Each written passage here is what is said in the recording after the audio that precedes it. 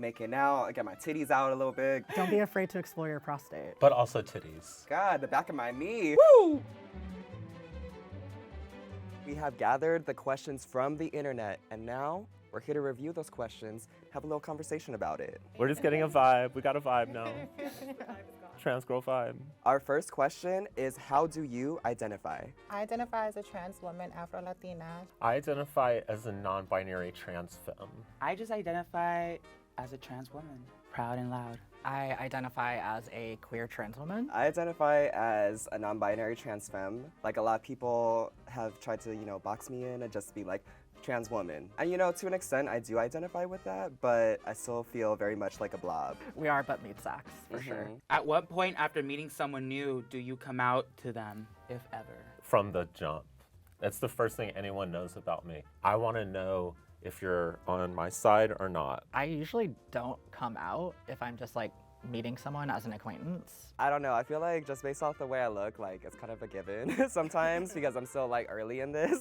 But sometimes I'm just like, I just am myself, and if they ask, then I'll let them know. I never wanted to go stealth, which for those of you who don't know is basically where you become cis-passing and don't tell anyone that you're trans. In the beginning stages of my transition, I lived a self life, and so I wasn't really forward about it, just because I had this idea of like I wanted to blend in. But then as I got older, I felt like that's not like what I want to live. How long did it take you to come out? Well, I came out at 19, and I kind of came out within like 6 months of me kind of realizing I was trans. I started hormones basically right away. I was lucky enough to have access to an informed consent clinic, so I just kind of showed up one day, signed off like, I know the risks, I know what's gonna happen, I'm gonna grow boobs, I'm aware of that.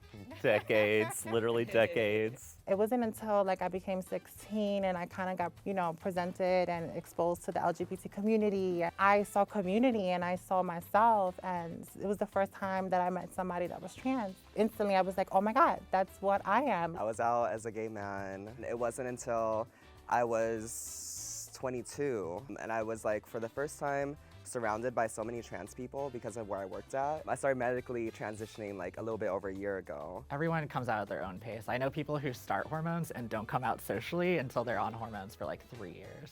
Do you ever question your gender? All the time, every day. And it's part of the fun for me. It's like adapting and changing. After being out for a while, you just kind of disillusioned with gender as a whole. Never questioning that I'm trans. The more I've been out, the more I've surrounded myself with queer people who also are genderqueer and non-binary, and it's been empowering in that way to continue re-examining gender. For me, I've never questioned my gender. I've always felt affirmed with who I am and the gender I've always wanted to identify as. One thing I love about being visibly trans is everywhere you go, if I see a trans person on the bus, we have a look that's if it gets real, I got your back, girl. Our next question is, how long did it take for you to feel comfortable with your gender? Like maybe 3 years. I was lucky enough to pay a ton of money to get my face done, was on hormones for like 3 years at that point. So yeah, it took me about 3 years. Thanks for answering this question specifically, because this is one of the questions that I had going into this. This past year that I have been medically transitioning, you look in the mirror and you're like, what the am I doing? It's a big step to leave like what you're comfortable with and what people are used to. A year on hormones. Before 16, it was like when I was not comfortable. I don't know if I feel fully comfortable because my mom, I still haven't told her. Trying to leave the house is always hard. I'm always procrastinating on that.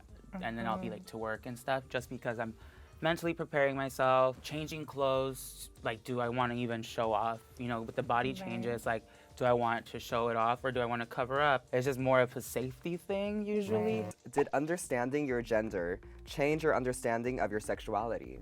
Yes, I realized I was bi. I was out as a gay man before, and it felt not quite right to be in that kind of relationship as a gay man with another gay man. It was like, something's off here. I can't quite put my finger on it. Of course it felt off. I was a woman being with a gay man. I'm attracted to heterosexual men. Once I started finding myself, and that's when I was in a relationship, and then that's when I realized I was trans, and we ended up breaking up because I started to transition. That's been an ongoing process for me. I identify as lesbian and date cis and trans women and non-binary people, and I kind of like don't really care what someone's genitals are. But my needs and tastes certainly changed quite a bit. Well, I'm ready to dive into my lesbian era a Oh, little yes. bit, so. Oh my God, yes. So like I'm attracted to, I guess, men, but I'm also, there's moments of like also being attracted to other women. One thing that for me has been a struggle in dating is just feeling like I was accepted by the lesbian community. Like on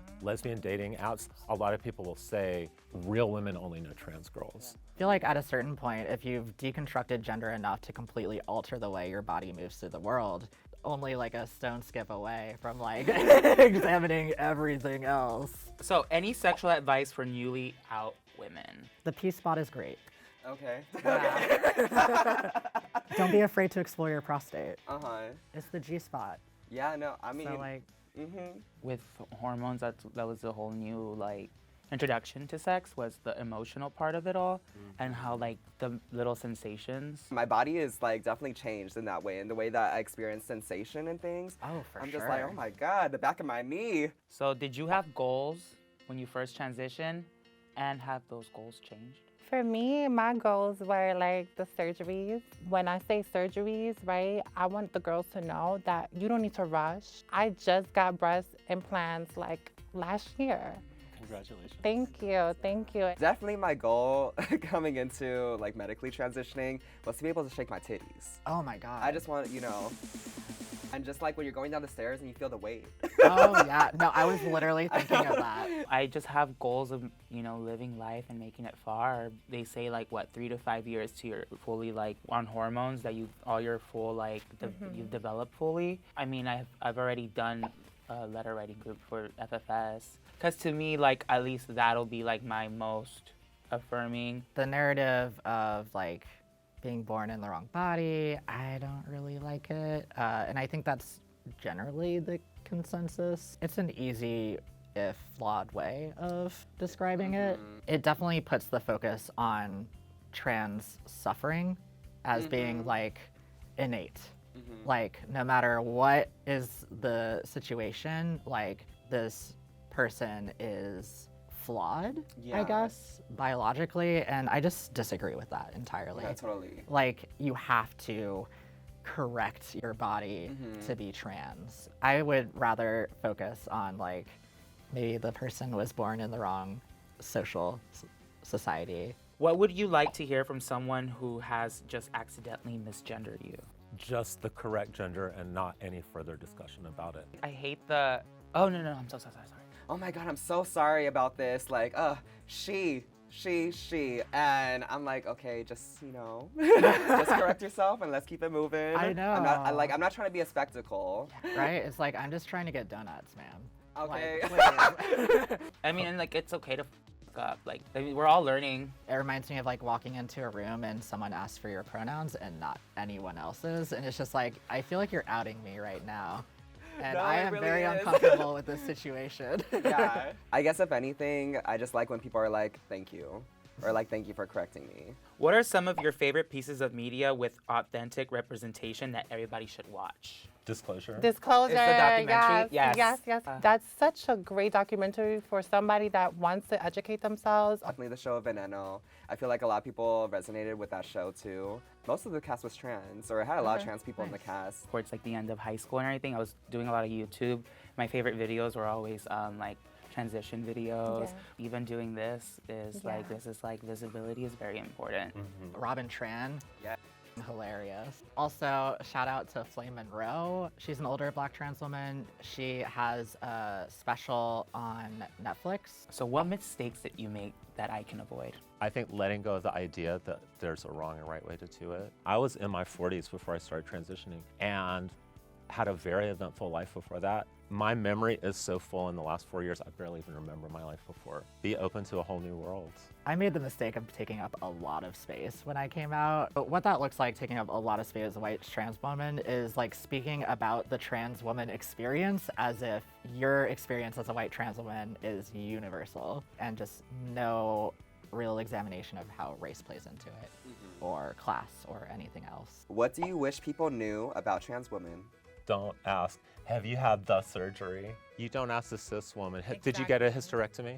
Right. And I think people get caught up with the idea of like what we have rather than who we are. We're more than just our genitals. We're more than what we look like. Trans women can breastfeed. That's something that you can Oh, I know. didn't know that. Yeah. Like, it's nutritious? Well, I haven't looked into that. For those who are medically transitioning, it's normal to lose a little bit of height as well. Our genitals, although they may at times look like men's genitals, they don't function like that. Listen to the trans woman if you're like hooking up with one. You can't just treat it like a guy's dick necessarily. Even if they're not on hormones. No, it's a girl dick, you know. It You is don't a girl wanna- dick. You want to be, It's a queen size clit. a So- queen size clit. Ooh, I like that. What is the best thing about being trans? Oh my god. For me, it's having titties, for sure. The sisterhood, but also titties. If I can say that. One of the best things about being trans is just the agency that we have over our bodies to shapeshift, transform, literally transform. We hope that we have answered all y'all's questions. If you're new to transition, DM me. I'll answer back. Bye. Bye. I think we're really some special individuals because we really have to work inner with ourselves and find that love and find all of the features that we have and love it and go out to the world and say, yes, this is me. And so I think that's what a lot of other people lack. And I think that's the issue. I think that's what they're really upset about because they're having a hard time with themselves.